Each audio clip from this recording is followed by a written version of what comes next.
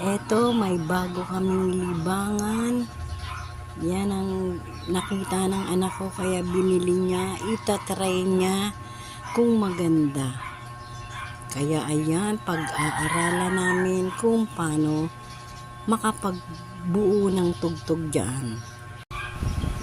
At ayan nga, trinay ng senyor. Ayan, sa dulo lang ng daliri yan, pindot-pindot yung dulo. Para makaano ka, kailangan dyan meron kang kopyahan para makabuo ka ng tugtog.